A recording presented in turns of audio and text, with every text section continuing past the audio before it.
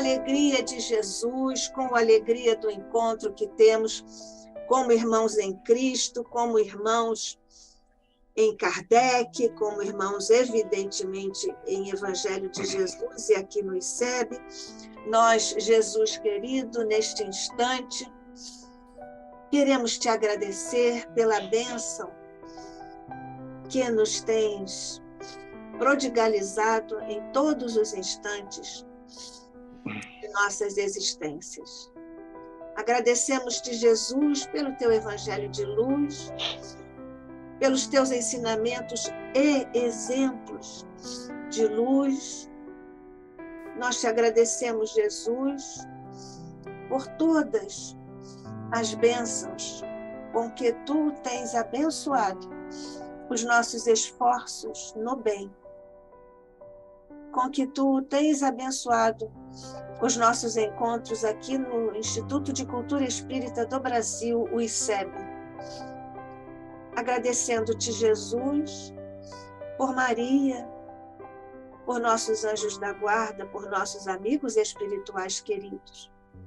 Faz descer, Jesus, por sobre o ICEB, por sobre os nossos mentores todos no ICEB, representados pelo coração de Deolindo Amorim, seu fundador, e de Jorge Andréa, nosso presidente de honra. E muito especialmente Jesus, ao te rogarmos esprais bênçãos de conforto, resiliência, superação, por sobre todos os teus irmãos e nossos irmãos que atravessam duras provas no planeta, mas especialmente Jesus, faz descer as bênçãos por sobre o nosso querido irmão, amigo e companheiro Kaique Assunção, que vem nos falar hoje sobre os seus estudos e as suas conquistas.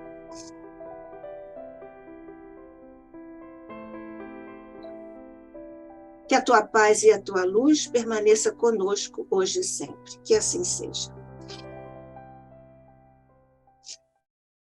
Nós estamos, então, recebendo mais uma vez o nosso querido Kaique Assunção, que é professor de História, tem pós-graduação em História e Cultura Afro-Brasileira, tem mestrado em História, é pesquisador espírita, ator e diretor de teatro. Fez adaptação de obras espíritas, em especial dos romances de Emmanuel e de outras obras espíritas. Realiza espetáculos em vários teatros do Rio de Janeiro e em outros estados. Foi curador de uma exposição sobre cultura e cotidiano na Roma Antiga, apresentada pelas prefeituras de Magé, Itaguaí e no Parque Madureira, no estado do Rio de Janeiro. Foi colaborador, ou é eventual colaborador da revista Reformador da Federação Espírita Brasileira, a FEB. Criador, fundador e diretor-geral da Companhia Teatral Mensageiros, que completou 25 anos de atividades em espetáculos doutrinários, como a História de Francisco de Assis, há 2000 anos, O Céu e o Inferno, Bezerra de Menezes, peça teatral, e também como Bezerra de Menezes, o musical. Este apresentado no dia 27 de agosto de 2022, às 17 horas no Teatro Rival, na cidade do Rio de Janeiro. Neste espetáculo, Kaique Assunção anunciou a descontinuidade da Companhia Teatral Mensageiros e a criação de uma nova companhia teatral, a Renovarte.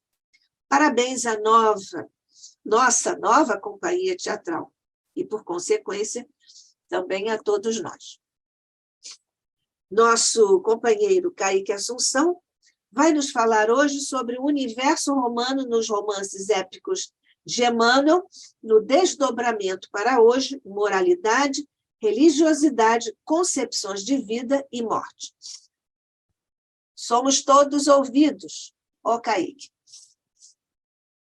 Então, já é a terceira parte de estudos, né? Já falamos aqui sobre a posição do homem, da mulher na Roma Antiga, das crianças, falamos do nascimento, falamos sobre a hierarquização da sociedade, né? Os patrícios romanos eram enviados dos deuses, eram especiais, e depois tinha a plebe e a escravatura, né? que o Império Romano foi muito rico. Também já falamos que o senador Públio Lentulus, que é o personagem principal de Há 2000 anos, que é o principal foco dos nossos estudos, ele viveu no primeiro século da Era Cristã.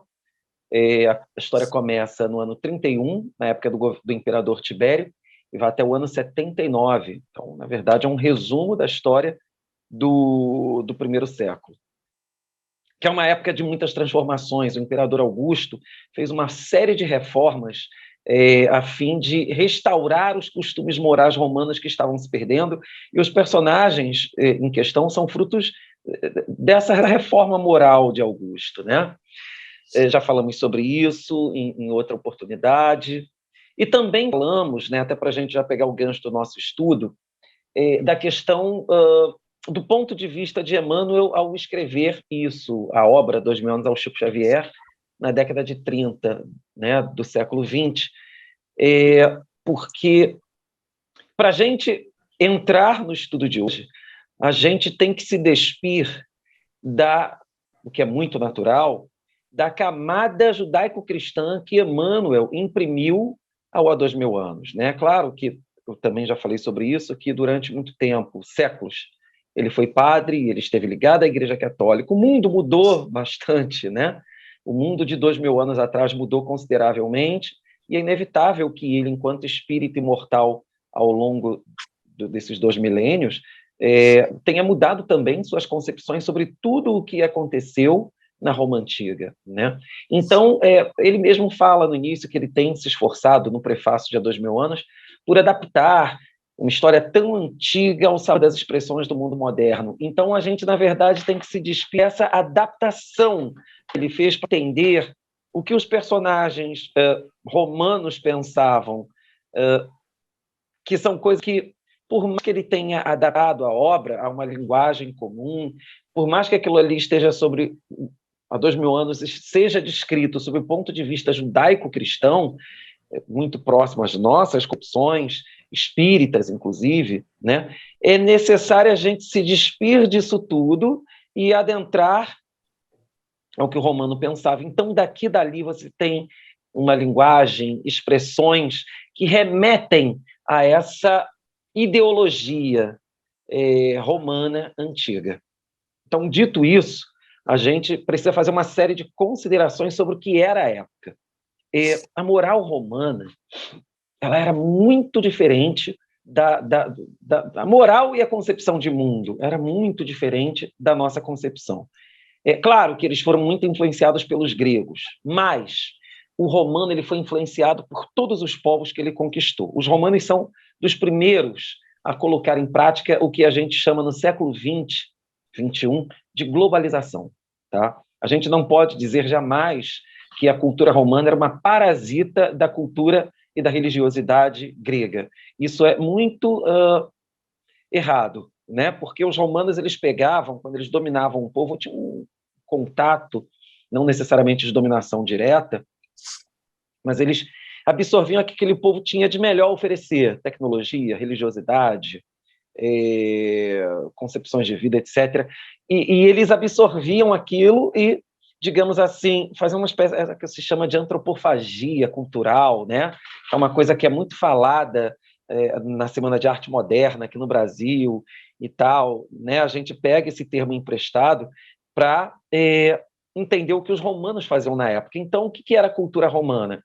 Além das suas raízes, né, que obviamente permanecem ali na cultura romana geral, você tinha um pouco ali da cultura grega, você tinha um pouco da cultura macedônica, você tinha um pouco da cultura dos celtas, você tinha da cultura oriental. Então, essa é a moralidade, não é bem o termo, mas a cultura geral romana, a ideologia romana, ela era multifacetada. E claro que também ela foi mudando muito, né? O romano da República é o romano do Império, especificamente primeiro, segundo século da Era Cristã, época de há 2000 anos e 50 anos depois, é uma coisa. Em Ave Cristo ele já está se transformando em outra. Mas aí também já é um estudo para a próxima parte que a gente vai colocar em prática em dezembro, que é quando a gente fala da influência cristã no mundo antigo, né? no mundo romano especificamente. Por que eu falo isso? Que a época de Ave Cristo ela é diferente, porque antes dos romanos, o mitrianismo, antes do cristianismo, perdão, o mitrianismo ele vai começar a penetrar muito a cultura romana, e você já fala de uma certa moral semelhante à judaico-cristã, que já começa a adentrar na população romana, na ideologia da população romana no século III. Antes do cristianismo ser, por exemplo, aceito como religião oficial. Mas isso a gente fala melhor no próximo estudo, que ocorrerá em novembro. Né? Aqui a gente está falando de uma ideologia romana típica do primeiro e segundo século, semelhante a 2000 anos e 50 anos depois, dentro dessa ideologia são muito semelhantes. Tá? Desculpa, gente, eu estou um pouco resfriado, tal qual a Nádia. Mas, assim, o romano era politeísta, acreditava em vários deuses. A gente aprende na escola o que é meio certo, que os deuses principais romanos eram uma cópia dos deuses gregos. Entre aspas, né? Porque Zeus era o Júpiter da mitologia romana, Vênus, você tinha ali Poseidon, que é o Netuno da mitologia romana. Na verdade, alguns desses deuses já existiam no período arcaico romano, e quando os romanos tiveram contato com os gregos, eles acabam por identificar os seus deuses com aqueles deuses. Então, não é exatamente uma cópia. Da mesma forma que quando os romanos eles dominaram determinados povos ali, celtas, enfim, de outras regiões ali da Europa, eles também acabam por identificar os deuses dessas tribos, dessas civilizações locais com seus deuses. Na verdade, isso é muito mais aculturação do que propriamente imitação. Existia esse politeísmo, que a gente vai tratar disso. A religião romana era muito ritualística e muito pouco moral, né? Eles não pensam muito em consequências morais, mas em facilidades de vida, proteção dos deuses. Mas, assim, agora a concepção de mundo deles era uma coisa muito interessante. Não havia, na época, um conceito muito comum nosso de bem e mal. Os romanos do primeiro século da era cristã, eles não tinham essa noção, o bem e o mal. Isso é típico da ideologia judaico-cristã, né? Que o mitrianismo, antes do cristianismo, começa a adentrar em Roma, como acabei de falar agora, a época de Ave Cristo. Mas eles entendiam a ordem pública, e isso muda muito as coisas de figura, porque se você precisa manter a ordem pública, você precisa manter a civilização contra a barbárie, né? Eles falavam muito disso, digamos assim, essa ordem pública, essa civilização precisa ser mantida a qualquer custo, e qualquer coisa, algo ou alguém que se ponha contra essa ordem pública precisa ser eliminado. Por exemplo, né, sem querer também dar spoiler, o cristianismo primitivo, ele afronta essa ordem pública. A gente tem que se largar essa ideia de que assim, os romanos eram maus e colocavam os cristãos na arena. Não, não, não, não, não, não. E, de fato, um dos motivos da queda do Império Romano é o cristianismo. O cristianismo ele vai contra muitos dos valores romanos imperiais, dos romanos, digamos assim, pagãos. Né? Eu não gosto muito desse termo, mas aquele romano clássico. Né? E, à medida em que o cristianismo e outras concepções religiosas do mundo antigo se põem contra a ideologia romana, elas são combatidas. Né? A gente fala de religiosidade, de maneira geral. Porém, é fato que os judeus e os cristãos são os que mais batem de frente com a religiosidade e a ideologia romana. Não são os únicos, né? Porque a maioria dos povos da antiguidade eram politeístas, eles tinham concepções parecidas com as dos romanos, então pode ter problemas, mas não tanto quanto os judeus e romanos. Né? O Deus dos judeus é único e não aceita nenhum outro Deus. A religião judaica proíbe, por exemplo, o culto de ídolos de pedra. A maioria dos povos da antiguidade não tem problema nenhum com isso. Na verdade, os romanos adoravam criar altares para os deuses e tal. Então, assim, a ordem pública. Uma revolta ocorreu numa cidade sob o domínio romano. A revolta dos judeus, por exemplo, que foi apenas mais uma entre tantas outras na época imperial. tem que matar todo mundo, porque eles estão com uma versão de mundo, uma ideologia que está afrontando tudo que os romanos conquistaram e colocaram em prática, a civilização contra a barbárie. Então, dentro desse conceito antigo romano, você pode matar, extermina. E nem poupe as crianças, porque elas podem crescer e se vingar. E a civilização, em detrimento da barbárie, tem que estar acima de qualquer coisa. Suicídio. Suicídio, para a gente, é uma coisa horrível, né? Acho que todas as religiões do mundo são contra, pelo menos todas as que fazem parte aqui da nossa realidade são contra. Existem até campanhas contra o suicídio, etc., etc. Para os romanos, o suicídio era uma maneira honrosa de sair da vida. Se você era escravo, o escravo não era reconhecido juridicamente como uma pessoa, mas como uma coisa, uma propriedade de alguém. E esse alguém, esse senhor, podia dispor dele à vontade, podia castigar, podia maltratar, podia servir também como escravo sexual, ou seja, humilhação de todos os lados, né? Conquanto também não chegue a ser, a gente tem que se libertar também daquela visão que a gente tem da escravização afro-brasileira, né, que é tão próxima da gente aqui. A escravidão na Roma Antiga era uma outra coisa, mas a situação do escravo nunca foi fácil. Então, eles pensavam assim, você é escravo porque quer. Se você se matar, você colocar fim à própria vida, é essa maneira honrosa de você dizer ao mundo, à sociedade, que você não está aceitando que as pessoas façam com você o que elas bem entendem, sabe? Se você é escravo é porque você quis. Você tem muito na história romana exemplos de personalidades que caem em desgraça e se matam. Nero, por exemplo, quando é deposto, ele se mata. Aquilo não é um ato de fraqueza, aquilo é um ato dentro da ideologia romana, enxergada na época como um ato de coragem, significa que ele não estava se submetendo a ninguém. E a gente encontra isso em há 2000 anos. O suicídio do Emiliano Lúcius, que é um personagem até bastante secundário na obra, mas ele é casado com a Aurélia, e essa Aurélia é filha da Fúvia, enfim, né, que é uma romana rica, que inclusive cria toda a intriga em há 2000 anos, digamos assim, seria a vilã, né, da história, e o genro dela era casado, né, com a filha dela, e tal, foi genro, né, era casado com a filha dela, e esse Emiliano Lúcius flagra, dentro da casa dele, a Aurélia traindo ele com Plínio Severus, que era o filho do Flamínio Severus, né? Já falamos sobre isso aqui, que sexo com escravos não tinha problema, para eles não era adultério, mas assim, pares, iguais, né, nobreza com nobreza, era considerado adultério. E ele é um que, diante de perseguições políticas e diante dessa traição cometida pela esposa, ele decide colocar fim à própria vida. Está lá no livro, né?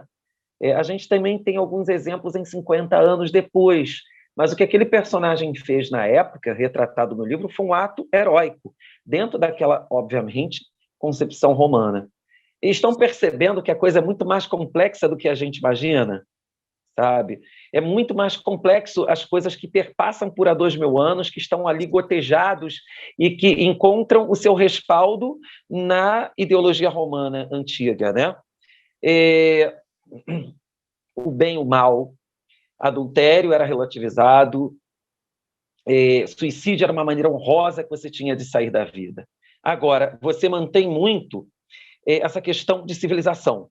Tudo que eles tinham atingido em nível de civilização, por exemplo, o direito romano, que é a base do nosso direito, a cada um que é seu, todos têm direitos e deveres. As cidades romanas, né, elas ofereciam um grau de conforto que só vai ser, assim, a engenharia e a arquitetura só vão voltar a alcançar no século XIX, início do século XX. Até o século XVIII, vivia-se muito melhor numa cidade romana do que numa cidade, por exemplo, da Europa ou do Brasil colonial, que, na verdade, era só mato, né? Então, esse conforto, tudo isso que eles chamam de civilização, de ideologia política, religiosa, as concepções políticas, né? Uma coisa que eles também alcançam, além da questão da globalização cultural, é monetária também, a questão da língua, né? O Império Romano, ele era digamos assim, dividido em duas esferas de influência. A parte oriental era grega e a parte ocidental era latina, né? Falava-se o latim. Você impõe duas línguas a 3 continentes. Isso é um conceito civilizatório muito importante, uma das coisas que mais evidencia a globalização romana. Eles também tinham essa questão, como nós temos, né? Nós temos a impressão que chegamos ao auge da tecnologia. Eles também tinham isso, tá? E é algo que eles tinham que manter a qualquer custo. Então, qualquer ser, qualquer instituição, qualquer revolta que afronte esse conjunto, essa ideologia romana, esse conjunto de valores, esse conceito civilizatório, tinha que ser exterminado de qualquer jeito, tá? E é nisso que as revoltas, determinadas, isso é mais na República, determinadas correntes religiosas, todas elas vão ser silenciadas. E, claro, né, ladrão, estuprador, na verdade, os romanos eles eram adeptos da pena de morte, né? Eles eram adeptos da pena de morte. Então, você colocava esse pessoal todinho na arena, né? Então, não era uma questão só dos cristãos estarem ali. Ali, na verdade, era o que a gente chama de pena de morte. Todo mundo que, de alguma maneira, afrontava as leis romanas, além desses crimes comuns que eu acabei de me referir, estupro, assassinato desnecessário, de inocente, claro, né? Estupro, tudo isso, roubo, né?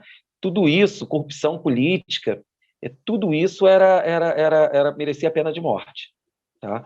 Então, isso para eles era uma coisa muito natural. E, claro, essa pena de morte ela é revestida de 2 facetas. Uma religiosa, porque era sempre um sacrifício em honra aos deuses, e aí já é um gancho para a gente falar da religiosidade romana.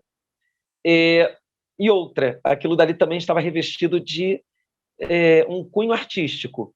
Né? Muitas vezes aquilo dali era representações de batalhas romanas antigas ou de passagens de deuses antigos, né? Então você colocava todo aquele pessoal ali dentro desse conceito artístico, religioso para morrer. Não era simplesmente colocar ali e morrer. Geralmente eram como se fossem peças teatrais.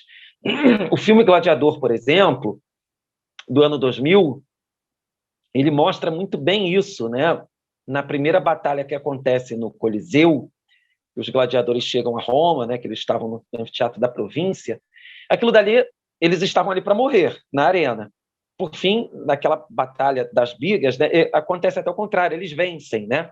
Mas prestem atenção que isso é um exemplo do que eu quero ilustrar aqui. Aquilo ali, no filme, foi uma representação da Batalha de Zama, de Roma contra os cartaginenses, né? Isso, né? Aquilo dali, de alguma maneira, tinha sempre uma questão artística, histórica, eles reproduziam antigas batalhas, etc, etc, etc. Até aí, são questões gerais. Alguém quer comentar ou perguntar alguma coisa? Nádia, quer falar algo? Eu já fiquei aqui com muita vontade de perguntar muito, mas você estava numa fluidez de pensamento. Sim. Que não ousei interromper. A primeira questão era a diferença. Você disse que a República, de um momento, a República, o romano da República era o romano de outra época era outro, né? Do Império, sim. Do Império, isso. Agora, para trazermos aqui bem para próximo de nós, o seu último comentário, você falou sobre corrupção política, que também era penalizada com a pena de morte. Sim, sim, sim, sim. Mas não foi exatamente a corrupção na intimidade da estrutura do Império Romano que provocou a queda do Império Romano? Nádia, essa é uma pergunta complexa, né? Você fala basicamente da República, do período mais arcaico da República, digamos assim, uma sociedade patriarcal, extremamente patriarcal, onde o homem tinha direito de... Era o juiz, né, do lar, a família era patriarcal, e esse patriarca era o juiz de toda a família, tinha direito de penalizar com morte os seus. Poucos escravos, as mulheres trabalhavam muito no lar, e as concepções religiosas romanas são aquelas arcaicas ainda. Né? Aí, quando os romanos... Desculpe, você quer dizer que o pater-famílias tinha direito de vida e morte sobre os filhos, a mulher, etc.? Sim, já falamos sobre isso aqui, inclusive, que o Publio Lentulus apesar de ser algo que estava caindo em desuso no Império, Emmanuel fala o tempo todo, no livro Há 2000 anos, que o Públio Lentulus era um homem às antigas. Ele ali evoca o direito de penalizar o adultério de Lívia com a morte. Ele fala aquilo dali quando ele descobre esse pretenso suicídio, algo que já não era comum e que depois vai desaparecer. No segundo ou terceiro século já desaparece. Mas ele mesmo fala o tempo todo que ele era um homem às antigas porque ele se apegava aos valores arcaicos da República. E isso era uma coisa interessante, que aí você tem uma coisa que está muito no livro.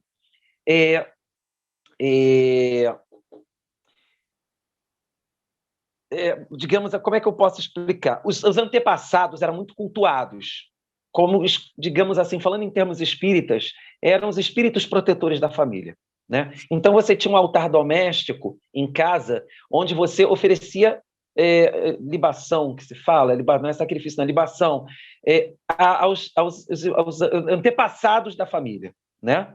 Eles acreditavam nessa vida após a morte, mas a gente fala sobre isso depois, né? Então, assim, toda o estilo de vida romano, ele era regido pelo conjunto de regras que os antepassados deixaram para eles. Isso é uma coisa que está o tempo todo no livro, daqui e dali, ele evoca a questão dos antepassados, nas conversas, Lívia, Calpurnia, Públio Lentulus com a Lívia, né? Assim, eles se esforçavam para manter os ensinamentos, tudo que os antepassados haviam transmitido de valores e crenças, eles se esforçavam por manter, certo? Agora, quando você entra no final da República, que Roma já se torna uma potência mundial, que tem contato com povos do Oriente, sírios, até mesmo Mesopotâmia, persas, que é o atual Irã, né? Iraque, Irã, aí, com os gregos, com os celtas. Aí essa concepção de crenças, isso desvirtua muito os valores romanos, porque eles passam a ser a questão da globalização, né? As concepções deles se abrem, mudam, muita coisa cai por terra. E aí o que Augusto faz? Ele tenta restaurar esses valores romanos. Conseguiu? Muito parcialmente, porque eles já tinham experimentado uma noção de mundo, a gente está exatamente na época de há 2000 anos, que não era mais possível, porque eles tinham tido contato com culturas de diferentes povos e culturas que fascinaram muito os romanos ricos. Então, por mais que Augusto tenha, digamos assim, segurado as pontas em algumas questões, restaurado cultos, restaurado a questão do pater familias, colocado as mulheres para reproduzir, porque as mulheres não queriam mais ter muitos filhos e tal, essa reforma moral de Augusto, que atinge em cheio a época de há 2000 anos, ela quer dizer, os historiadores têm diferentes opiniões, né? Mas é fato que ela foi muito parcial no seu, assim, em conquistar esses objetivos, né? E aí é que entra Públio Lentulus. Por que Emmanuel fala o tempo todo? Emmanuel está jogando com quem entende de história. Por que Emmanuel fala o tempo todo que ele era um homem às antigas, um homem às antigas, um homem... Porque ele ignora essa modernidade romana comum da época, já que os romanos estavam em contato com diferentes culturas de diferentes povos. Aliás, inclusive, para quem não sabe, os romanos eles tinham contato comercial com os indianos e chineses. Tá? Os romanos chegaram até a China. As mulheres romanas do Império, existia um local em Roma, ficava no Pórtico de Emília, no Campo de Marte, né, que era uma espécie de bairro romano. Ali, inclusive, você tinha uma loja de artigos de luxo que as mulheres romanas compravam artigos da China. E por que eu estou citando esse exemplo? Vocês perceberem o quanto os romanos sofreram influência de diferentes povos. Então, quando o Públio Lentulus fala são homens antigas, ele está se apegando aos valores familiares mais arcaicos dos mais arcaicos. E está ali no livro. Ele chega a evocar um direito de matar a esposa por uma questão de adultério, né? O que na época já era, digamos assim, démodé. O termo mais certo é esse, démodé. Kaique, não era uma coisa comum. O Rubito tem uma questão para você. Kaique, Vale. Boa noite. Tudo bem, meu Boa amigo? Noite. Tudo. Eu queria fazer uma pergunta, já que você citou o Oriente, Sim. citou a questão da honra, do suicídio. Sim. Eu queria perguntar, sabemos que o Japão feudal, onde imperavam os samurais, datam mais ou menos do século XII, né? Depois de Cristo. Se havia alguma correlação, alguma semelhança, alguma similitude entre a prática comum, que eles chamam de seppuku, né, que muitos vulgarizaram esse termo, botaram o harakiri, para defender a honra, se isso realmente traz uma correlação com esta época, ou são coisas distintas no seu entendimento? Em primeiro lugar, uma questão mais de antropologia, né?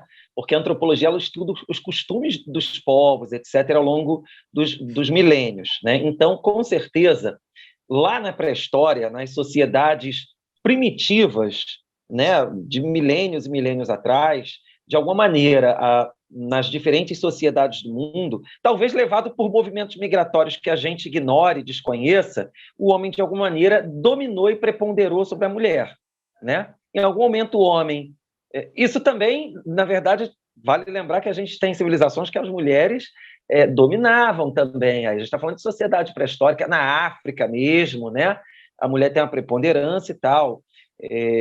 Mas, assim, de maneira geral, eu creio que seja um costume que vem lá da pré-história, de períodos imemoriais do qual nós temos pouco ou nenhum conhecimento, porque não havia escrita como nós entendemos. Então, eu acredito que a origem disso seja essa questão comum lá da pré-história. O homem passou a dominar, enquanto o homem ia caçar, a mulher ficava em casa, um homem, de repente, do nada, né, decidiu dominar e colocou as mulheres dentro de casa. Agora, falando da questão da história romana, eu não sei se é isso que você se refere, eu desconheço qualquer contato dos romanos com os japoneses. Com os chineses, sim, mas vale lembrar que a China era muito grande. Há, inclusive, a história de uma legião da época da República, do general Neio Pompeu, não, peraí, são três, o Caio Júlio César, que depois foi assassinado pelo Senado. Você tem o general Neio Pompeu, Licínio Crasso, isso mesmo. O Licínio Crasso ele morreu em combate contra os persas. E, inclusive, teve uma morte horrorosa, né? Isso no período republicano, aí, umas 5 décadas antes de Cristo, por aí.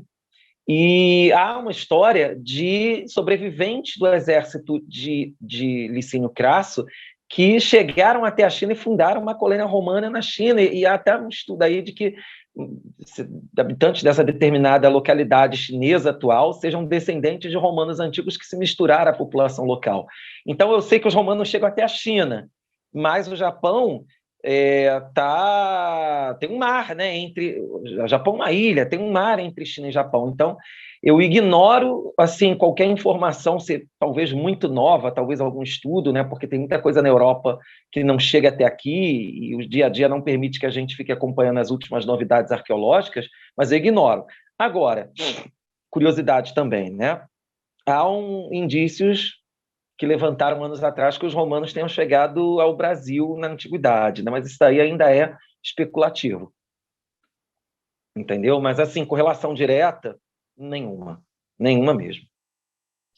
O Kaique, você se reportou agora ao fato de que as famílias romanas, digamos assim, idealizavam os ancestrais, não é isso? Sim, Você até fez uma comparação com os espíritos protetores. Em A Caminho da Luz, o nosso Emmanuel disse que havia, na época, 38 mil deuses adorados. Isso que eu ia falar. Eu ia falar exatamente nisso agora, porque você tinha aquela religião básica que a gente conhece pelos filmes ou pelos almanaques, mas você tinha milhares e milhares de deuses, porque a religião romana ela agregava muito o que os povos vencidos ou que tinham contato com os romanos podiam oferecer. Então você tinha, por exemplo, vários templos, inúmeros templos, em honra aos mais variados deuses, e você tinha um panteão romano que está até hoje de pé, e está até hoje de pé porque depois foi transformado em igreja cristã. Ali todos os deuses do império poderiam ser adorados e eram milhares de deuses, né? Claro que a gente tem ali o maior dos deuses, Júpiter, que tem uma correlação com Zeus da mitologia grega, né?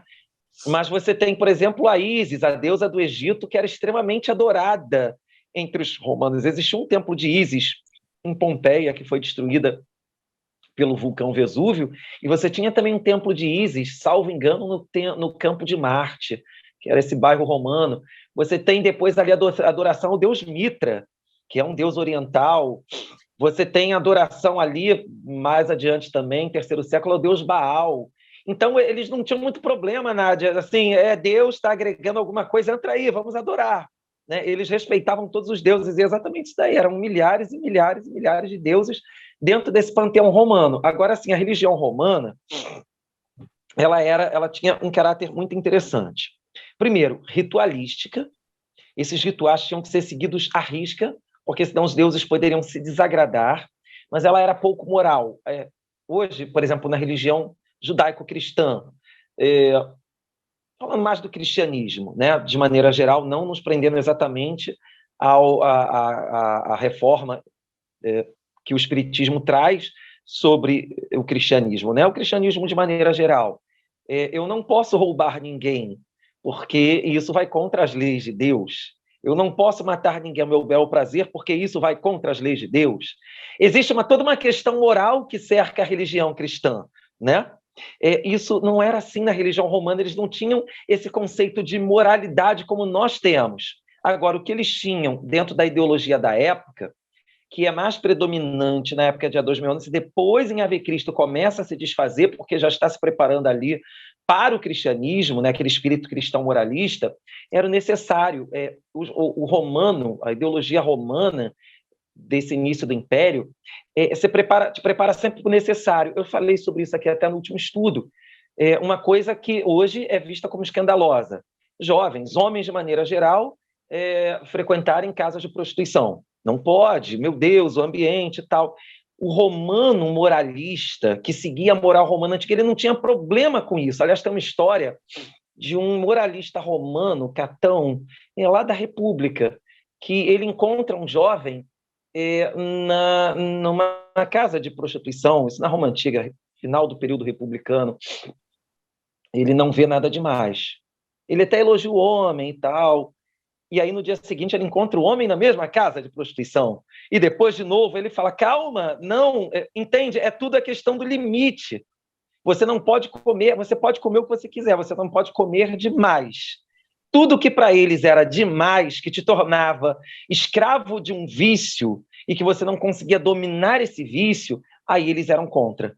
Mas eu estou dando esse exemplo da questão de prostituição. Eles não tinham problema que os homens do primeiro e segundo século iniciassem, inclusive, sua vida sexual dentro de casas de prostituição. O que você não podia era ser escravo disso. Você podia beber à vontade, vinho, bebidas alcoólicas, você só não podia ficar bêbado em extremo, você podia experimentar todo tipo de comida. Comer demais era feio, entende? Então, tudo que é demais é feio. E a gente encontra isso em há 2000 anos também. Quer ver uma questão muito interessante ideológica? Orgulho hierárquico. Publio Lentulus era um senador e ele fazia questão de mostrar o orgulho porque ele era descendente de grandes antepassados da República, etc, etc. Tem um diálogo entre Lívia e Calpurnia, eu não me lembro, acho que é a Calpurnia, enfim, não me lembro qual das duas exatamente falam sobre isso. Elas fazem comentários sobre o Publio Lentulus, que ele era demasiadamente orgulhoso. Olha aí a questão que perpassa há 2000 anos, que Emmanuel coloca aquela camada da moral judaico-cristã, típica da nossa época, mas a fala da personagem nos remete diretamente ao costume romano. O problema não é ser orgulhoso, ele pode ser orgulhoso, algo que hoje é combatido, mas a personagem fala que ele é demasiadamente orgulhoso. Então, eles tinham muito isso como concepção, o limite. Você pode fazer o que você bem entender, claro, desde que não fira os outros, né? A questão básica do direito romano, né? O meu direito termina onde o seu começa, né? Oi. Também queria fazer uma pergunta. Vai, Rubem. Só uma perguntinha. Será que isso também não foi herdado lá dos gregos? Porque entre os sacerdotes gregos, nós sabemos, tinham chamados dintéis, que eram aqueles letreiros, né? Da onde Sócrates extraiu a frase famosa, conhece-te a ti mesmo. E tinha uma outra, nada em excesso, lá no templo de Apolo. Olha o excesso aí que já era preconizado pelos antigos gregos. Sem dúvida alguma. Na verdade, o impacto das conquistas, de maneira geral, não só com gregos, mas ali a Síria, né? Que, na verdade, os romanos eles entram ali naquela questão Grécia e Oriente, logo que o Império de Alexandre o Grande se desfaz, né? É o período helenístico. Então, assim, você vivia muito bem ali, o luxo, a ideologia daqueles lugares cativou muitos romanos. Tanto que os romanos, depois da conquista, experimentam um luxo dentro das casas, além dos nossos sonhos, né? Então, com certeza, não só essa questão moral herda-se dos gregos também, os gregos tiveram uma preponderância grande ali, como também costumes, as roupas costuradas a ouro, que era algo condenado nos períodos anteriores, as casas que eram simples, você tinha banheiros de romanos ricos, claro, né, que eram todos de prata, mas esse luxo excessivo é combatido na época do Império, por exemplo. Nero chegou a proibir excesso de as sandálias, né, romanas, os calçados romanos. Ele chegou a proibir, por exemplo, que tivesse excesso de pedras preciosas nos calçados, entendeu? Então, sim, sem dúvida alguma, herda-se dos gregos, mas o tempo todo eles estão combatendo esse excesso. Esse conceito de pecado, como nós temos, acho que é o termo mais certo, pecado. Eles não tinham esse conceito de pecado, entendeu? Você podia fazer o que bem entendesse, desde que você não se tornasse escravo de nenhum vício. O que você não podia fazer nada em excesso. Era isso. E, sim, remete muito à Grécia Antiga, sem dúvida alguma. A filosofia grega cativou muitos romanos. O que eu falei no início e reafirmo, o que está errado é que se acha que os romanos eles foram parasita da Grécia. Não, os romanos eles falam em globalização, é um cadinho de cada povo que formava a ideologia deles. Então, é um contato cultural, e os povos também recebiam a cultura romana. É globalização. Isso, na verdade, é o que a gente chama hoje de globalização, e que é algo incrível, na minha opinião, né? Depois da Roma Antiga, olha que incrível. A última civilização a falar em globalização são os romanos da Antiguidade. Quando o Império Romano se extingue, esse conceito de globalização se extingue junto com o Império Romano. E é algo que sai retomado agora na nossa época. Nós assistimos, na década de 80, 90, o mundo voltar a ser globalizado dentro, né, de toda essa questão a que me referi. Kaique, só complementando, Nádia, sim. A opinião aí do nosso Kaique, procede historicamente a ideia de que os americanos são a reencarnação dos romanos, até o símbolo é a águia. Você concorda com isso? Porque, se não me falha a memória, Emmanuel cita sobre isso, né? E os americanos, eles são realmente aí esse povo, né, da globalização, da abertura. Né? O que você acha a respeito disso? Aí eu vou desdobrar essa resposta em dois, né? Eu tive uma excelente professora na faculdade de Antiguidade, e que ela nos colocou muito... Eu lembro que uma vez ela passou um vídeo para a gente que eu nunca mais esqueci, que era um paralelo da cultura e do imperialismo americano em comparação com o imperialismo romano, né? Então, dentro dessa questão, vamos excluir reencarnação, tá? O Império Americano vai beber muito da inspiração do imperialismo romano, sem dúvida alguma, tá? Aliás, a maior parte dos impérios, não é exclusividade do Império Americano, eles vão beber muito do imperialismo romano, eles vão repetir práticas e conceitos e símbolos da Roma Antiga, a águia de asa aberta, mas isso não é especificamente algo apenas do Império Americano. Por exemplo, esses impérios modernos, a Inglaterra imperialista do século XVIII, XIX, né, principalmente século XIX, ela vai se basear totalmente no imperialismo romano. E podemos dizer que até a Rússia também bebe dessa fonte do imperialismo romano. Agora, com relação à reencarnação, eu não sei, pode ser que sim, pode ser que não. Eu, particularmente, ainda acho que tem mais romano no Brasil do que nos Estados Unidos, sabe? A dona Ivone Pereira falava uma coisa que eu gosto muito de repetir, que talvez se aplique ao imperialismo romano, quando se fala de reencarnação. Ela falou uma vez uma coisa assim, falando da esposa do Luís XVI, a Maria Antonieta, rainha muito famosa, que foi guilhotinada na Revolução Francesa. E ela fala assim, algo assim: eu conheci na minha vida umas 3 mulheres que diziam ser a reencarnação da Maria Antonieta. E aí alguém pergunta a ela, mas alguma delas era a Maria Antonieta? E ela responde assim, não, nenhuma delas era Maria Antonieta, mas todas foram damas de companhia da Maria Antonieta. Talvez isso seja aplicado ao imperialismo romano, porque, assim, aí eu falo uma questão pessoal, eu vivi o Império Romano, eu lembro, eu tenho visões muito claras do que era a época, eu tenho muito flash de tudo que aconteceu.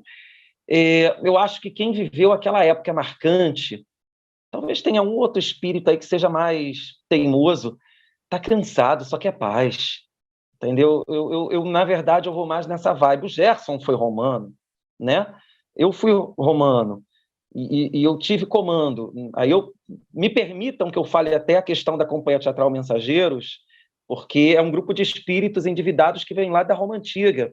E isso não é uma coisa que eu acho. Isso, na verdade, pegando aquele conceito da universalidade mediúnica de Allan Kardec, ao longo desses 25 anos de Companhia Teatral Mensageiros, diversos médiuns dos mais variados centros comentam isso, né, que a Companhia Teatral Mensageiros é um grupo de espíritos que vem reencarnando juntos desde a Roma Antiga. E lá na Roma Antiga fui eu que levei todo mundo a errar. Porque eu tinha digamos assim, um posto de comando, tá? E parte disso me foi revelado e parte eu vi, eu vivi, eu revivi isso, tá? Destruição de cidade, jogando pessoas umas contra as outras. Havia um adversário político meu que era muito comum que se promovesse festas nos circos, não só com espetáculo de gladiadores, como peças teatrais, ou espetáculos circenses de malabarismo, tudo isso já existia. Então era muito comum para você ganhar votos e popularidade do povo, você promover festas nos circos, e você ganhava muita popularidade do povo se você fizesse uma bela apresentação. O que eu chamo de bela apresentação? Isso tudo a que me referi, luta de gladiador, dependendo se fosse corrida de bigas, tinha que ser tudo perfeito, aquele espetáculo maravilhoso. E eu chantageei um grupo teatral contratado por um adversário político meu para que eles mesmos fizessem um péssimo espetáculo. E, enfim, resumindo, né, eles puseram fogo no circo e matou um monte de gente. Eu me senti culpado por isso. É uma recordação minha, sabe? Como eu estou conversando com vocês, eu lembro. Então, eu acredito que vai muito por aí. Eu, sinceramente, quando eu olho para o Império Americano, eu não acredito que as mais altas personalidades romanas estejam reencarnadas ali. Mas talvez pessoas que tiveram contato com a Roma Antiga na época e que talvez em cargos subalternos já manifestavam naquela época o desejo de ser iguais aos romanos. Aí eu repito aí a história da Dona Ivone Pereira, que eu acho muito emblemática. Alguém já conhecia essa história?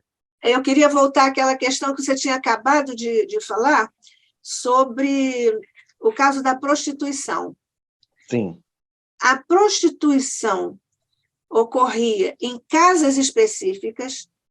Onde eram localizadas essas casas específicas, os ambientes eram assim, havia várias, e estavam todas localizadas, como em algumas cidades, tudo junto. Aqui no Rio existe um caso assim, lá, claro, na Holanda é famosa aquela rua das vitrines. Sim. Essa é uma questão.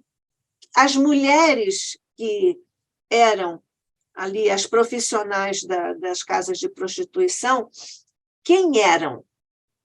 E podiam ser... enfim, alguma mulher da elite, por exemplo, poderia ter caído na prostituição, e as relações homossexuais também aconteciam nessa época e também se ocorriam nas casas de prostituição. Então, vamos lá. Como eu falei, né, eles não tinham esse conceito moral como nós temos. Na verdade, se você quisesse buscar prazer, muitas vezes você não buscava com a sua esposa. A gente está falando de romanos moralistas, né? De romanos apegados aos antigos costumes romanos. A gente não está falando de romanos liberais.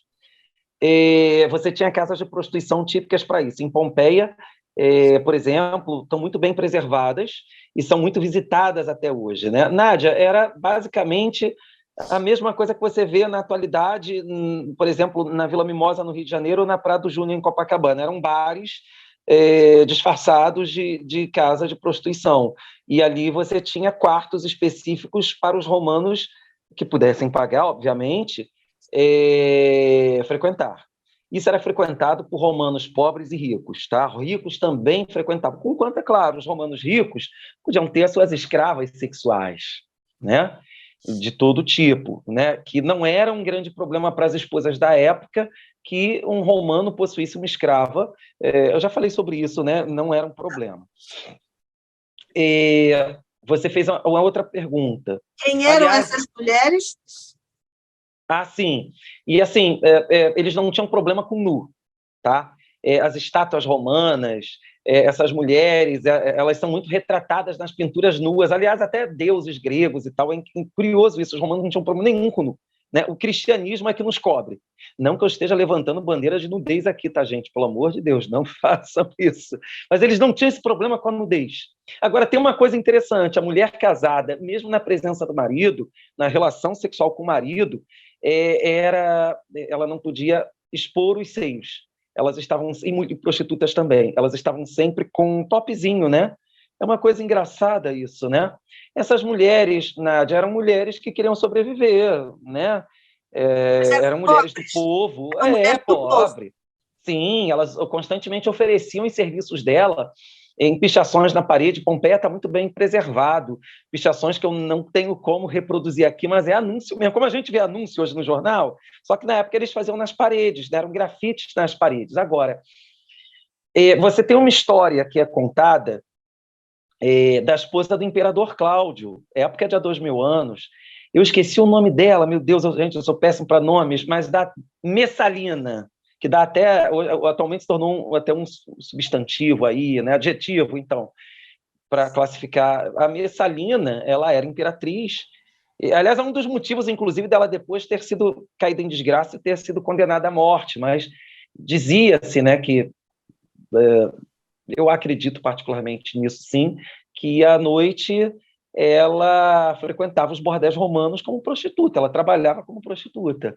E depois que isso foi descoberto, claro, para a romana da elite isso é horrível, né? Ela caiu em desgraça, né? Como assim? A imperatriz está trabalhando como prostituta? Porque aí a gente entra um pouco nessa questão sexual.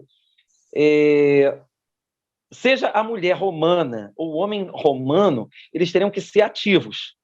E a mulher prostituta, uma imperatriz, está ali sendo possuída, o termo certo é esse, gente, por uma série de homens. E está entendendo, é isso, na verdade, o problema não é o sexo em si, porque ela poderia ter um escravo, desde que ela mandasse no escravo. O problema é ela se colocar sendo dominada pelos mais variados homens que eram de uma posição inferior à dela. E esses homens estavam pagando e fazendo com ela o que bem entendessem.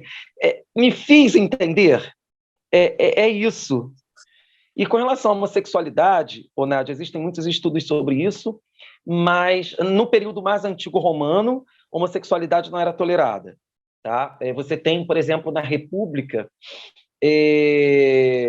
homossexuais que eram apedrejados e mortos, né? Dentro do exército, por exemplo, existe uma questão de um sobrinho de um general, República, tá, gente? Não é império. E esse sobrinho assediou um soldado, o soldado não gostou do assédio e matou esse sobrinho desse general, e todo mundo ficou muito assim, e já era, esse soldado vai morrer. O general, quando soube da história, não fez nada contra o soldado, até parabenizou o soldado. Agora, aí sim, né, entram em contato com os gregos. Aí os romanos vão do Império, né, final da República, início do Império, primeiro e segundo século da era cristã. O romano rico, aí entra uma questão também que eu já falei num outro estudo, a gente não tem noção do que era o romano pobre, porque, infelizmente, a maioria das vezes, o que interessa é a vida dos ricos. Então, a gente fala principalmente aqui da elite, né? A gente não tem como dizer como o romano pobre ou da classe média se comportava, mas, e aí a gente talvez cometa um erro de tomar a elite pelo todo, né?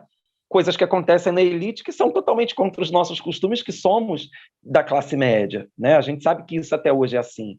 Mas, assim, o que se conclui de estudos, né, é que o romano do Império, dos primeiros tempos do Império, ele não conhecia essa divisão hétero-homo. Todos eles eram bissexuais.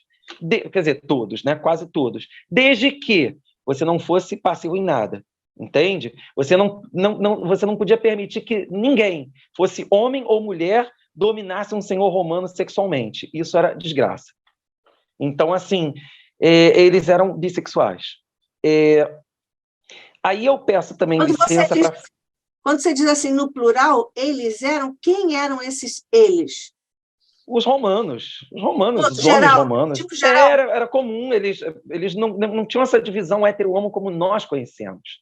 Isso, na verdade, começa a cair em desuso na Roma Antiga, Nádia, época de Ave Cristo, porque aí depois entra o cristianismo, aí a homossexualidade é proibida, não pode, né? E depois entra a Igreja Católica, que é tema do nosso próximo estudo, né? A gente tem que respeitar esses limites aí.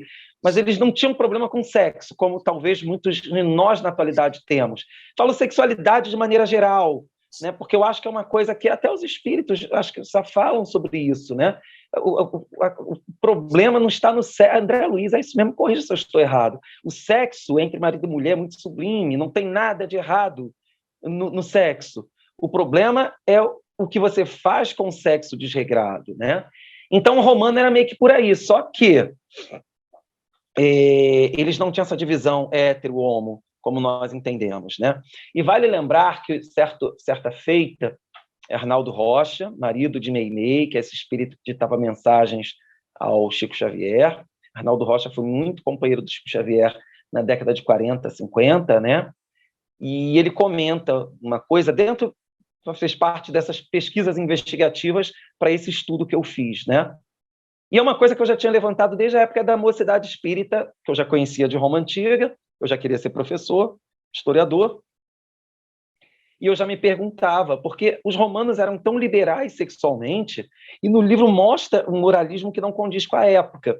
E aí o Arnaldo Rocha comenta numa entrevista que ele perguntou sobre isso, né? Ele tinha acesso a Emmanuel, e Emmanuel comenta que ele fez uma adaptação sexual. Tudo que era extremamente sexual, ou práticas sexuais do Públio Lentulus na época, ele retirou tudo do livro, tá? Que não interessava, não é o foco da questão. Mas, por exemplo, isso que eu acabei de falar, de um romano rico, casado e possuía escravas.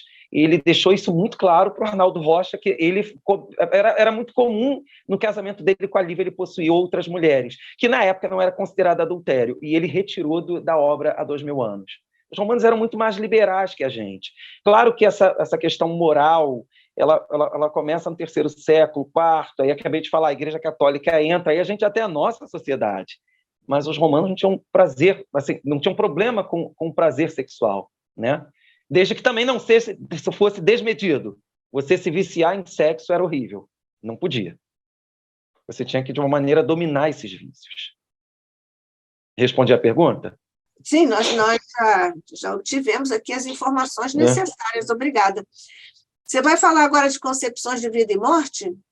Já falamos de religiosidade, moralidade, não é isso? É isso, vou começar a entrar nisso, porque eu falei que a religião romana ela era muito ritualística. Eles tinham uma série de preceitos ritualísticos que tinham que ser daquela maneira. Porque se não fosse daquela maneira, alguma coisa desse errado, uma casca de ovo que caísse no chão, eram umas coisas assim. Dentro dos rituais romanos já estava tudo errado, tinha que refazer tudo. E existia uma questão ali, por que o Império Romano tinha prosperado tanto? Isso está direto em há 2000 anos, citado em 50 anos depois, porque os deuses tinham favorecido os romanos. Os romanos nasceram para dominar e civilizar o mundo. Isso é uma coisa que a gente vê aí, por exemplo, na cultura, no imperialismo britânico, a gente vê no imperialismo americano. Não, a gente nasceu para ser o supremo juiz do mundo, para trazer civilização ao mundo. Isso é uma coisa que os romanos tinham muito de comum. E isso só aconteceu porque os deuses favoreceram os romanos, né? E isso se dava através de um contrato com os deuses que era a chama sagrada. Havia ali o templo de Vesta, em Roma, no Fórum, cuja chama era o símbolo do contrato entre os deuses romanos e os romanos, né? E existiam ali as vestais virgens que zelavam para que essa chama nunca se apagasse. Se ela se apagasse, era toda uma ritualística para voltar a acender, né? Mas, assim, apesar dessa religiosidade romana pouco moralista, quer dizer, os deuses não estão ali para ficar apontando, né, concepções morais, isso, aquilo está certo ou errado, não era isso, eles dependiam muito dos favores dos deuses. A religião romana, ela era muito parecida com o candomblé atual. Em que sentido o candomblé atual? Você tem ali os orixás, ou as entidades, que os adeptos do candomblé oferecem sacrifícios aos orixás em troca de favores, né? Proteção, questões da vida mesmo, cotidiana, ganhos financeiros, etc. A mesma coisa era na Roma Antiga. Eles faziam... Aliás, está no livro também, né?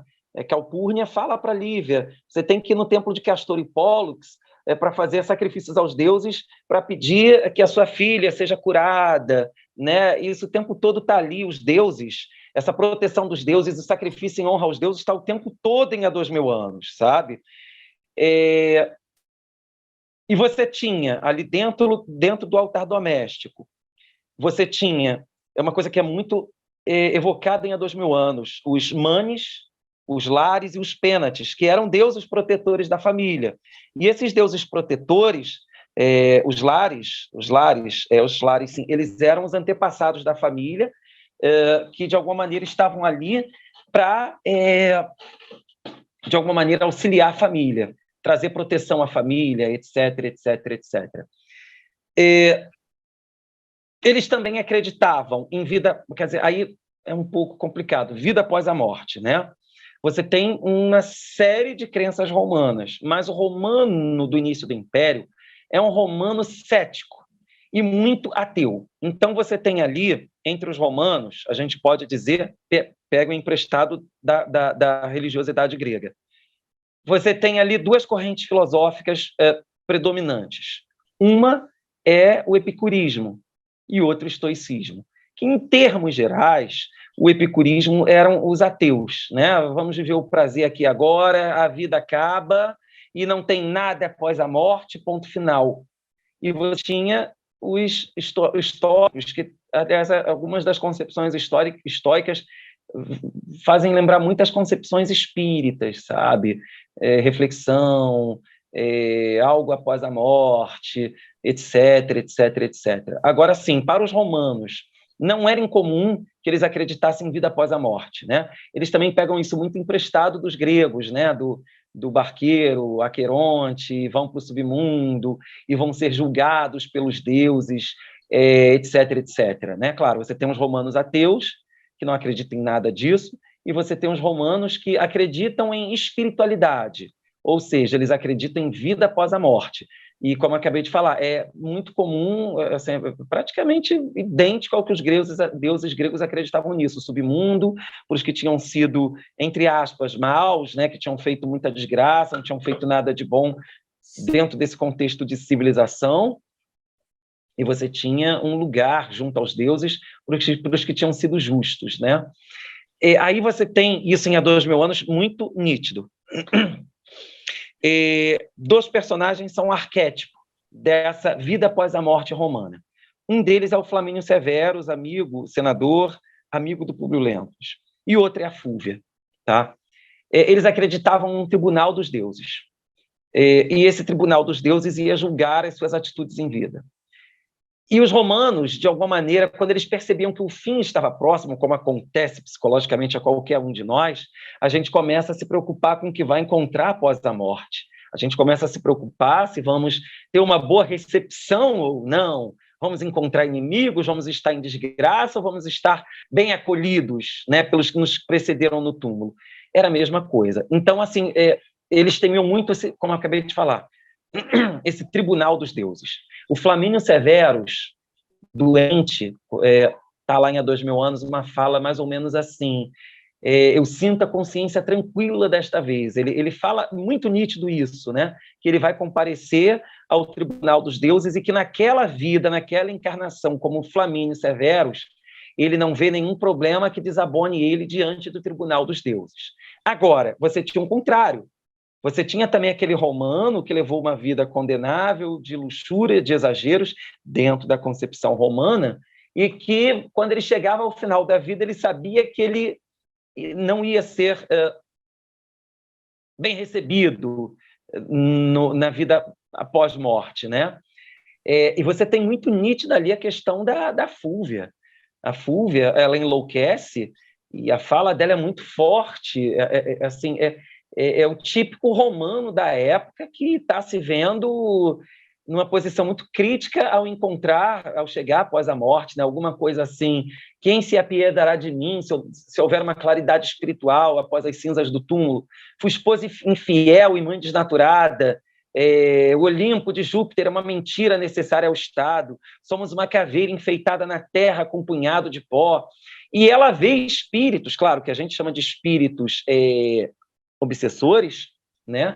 É a questão da adaptação a que o Lentulus fala, mas sim, os romanos da época já acreditavam em espíritos malignos que de alguma maneira apareciam e assombravam as pessoas. Então, o que a Fúvia está vendo ali, por exemplo, de visão desses espíritos inferiores no momento em que ela está doente, se preparando para desencarnar, aquilo não é uma questão apenas espírita, digamos, kardecista da nossa época. Os romanos acreditavam nesses espíritos, eles chamavam de lêmures, eram os espíritos do submundo que nos assombravam.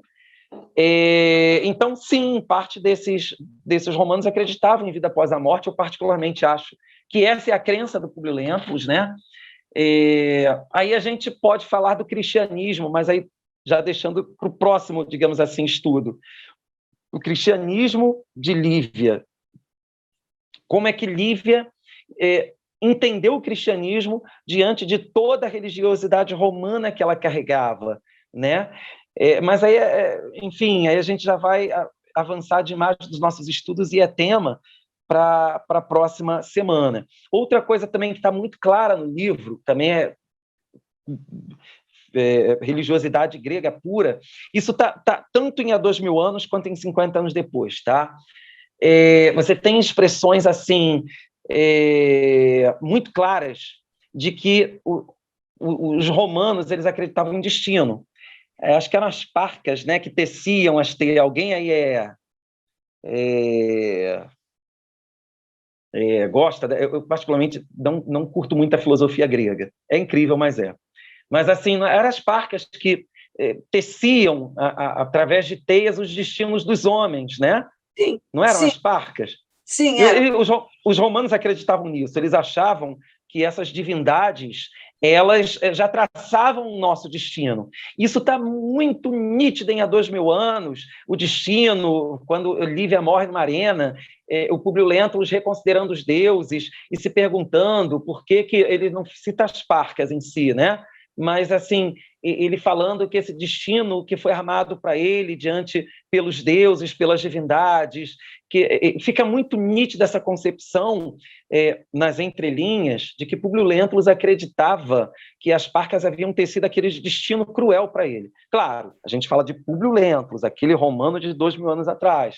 Emmanuel, o espírito, deixa isso de lado porque ele não acredita nas parcas. A gente sabe da questão do livre-arbítrio, dentro de termos espíritas, né, da nossa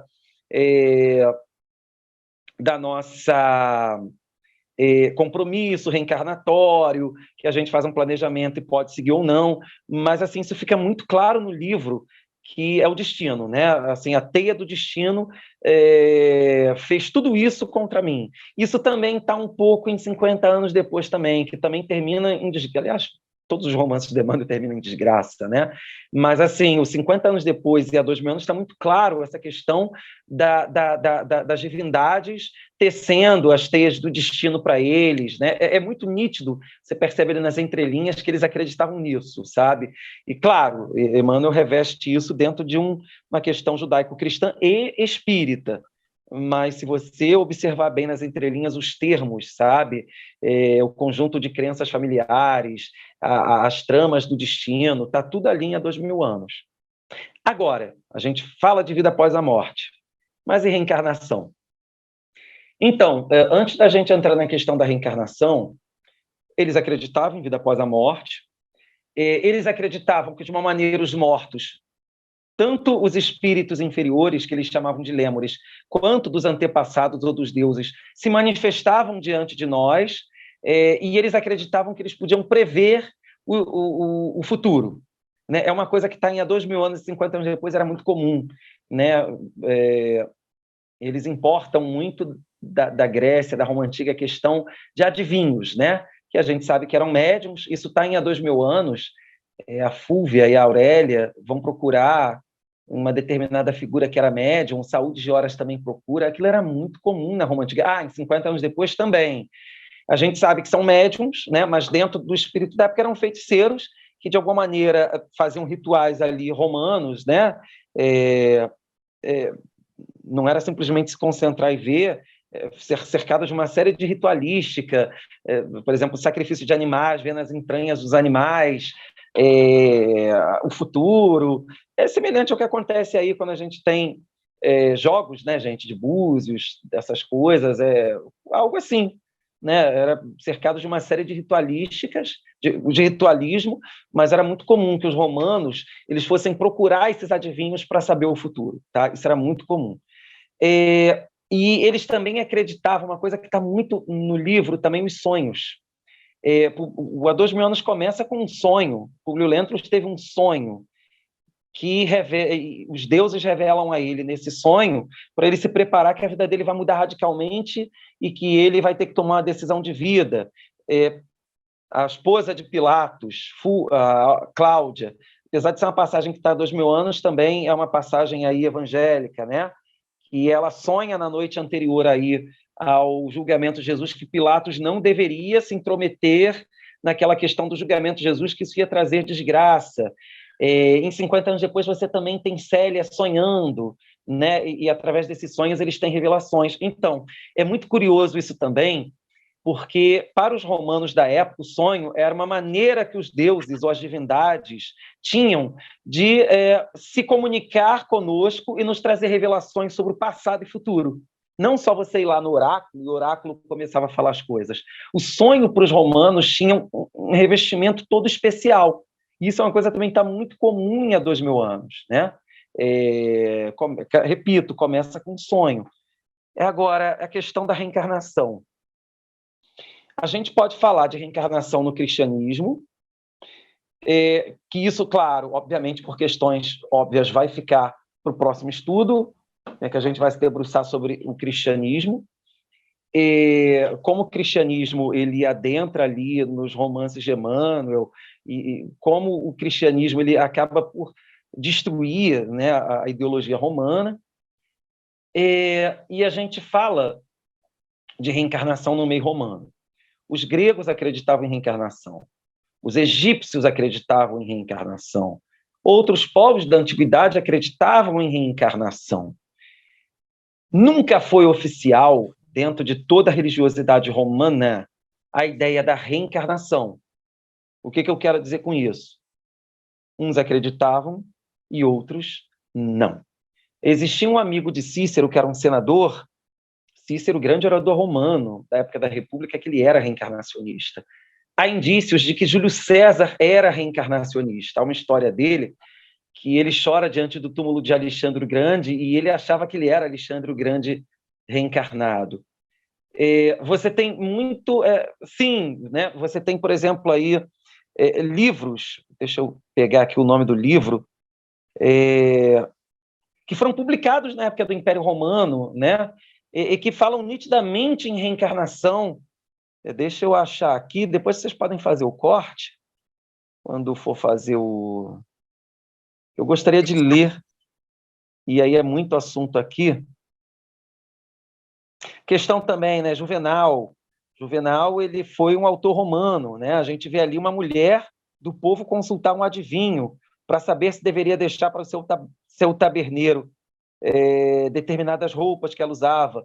É o que está em 2.000 anos. Falei agora dos adivinhos, né? Que a Fúvia, Aurélio, Saul vão consultar adivinhos. Era muito comum na época e algo que se repete 50 anos depois. O que você disse sobre o Juvenal? O que você disse sobre o Juvenal?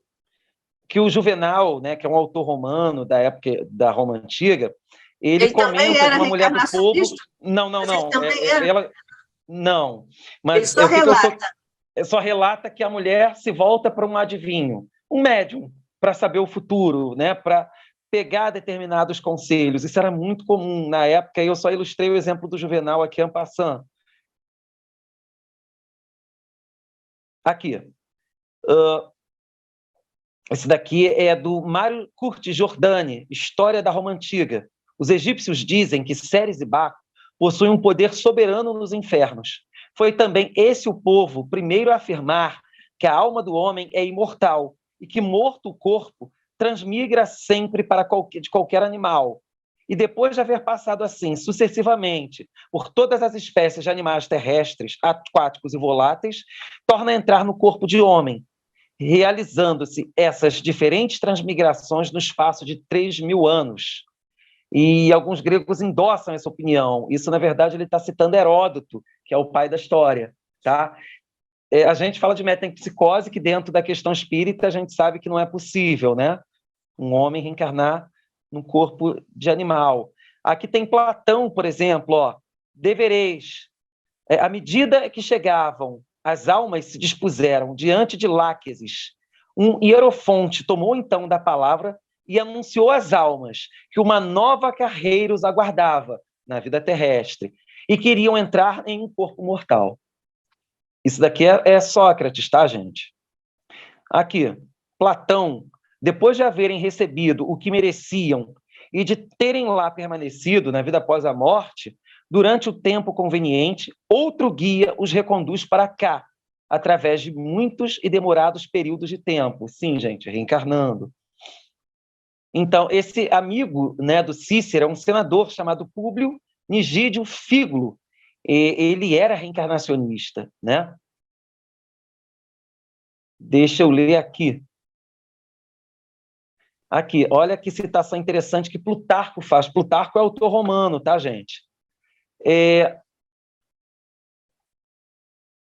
que o verdadeiro apaixonado, quando chega a esse lugar e priva com seus entes belos, como é a lei, ganha asas, celebra os mistérios, dança sem parar, lá em cima, em redor do próprio Deus, e acompanha-o, até de novo regressar às pastagens da lua e de Afrodite, e adormecido, dar início a uma nova existência.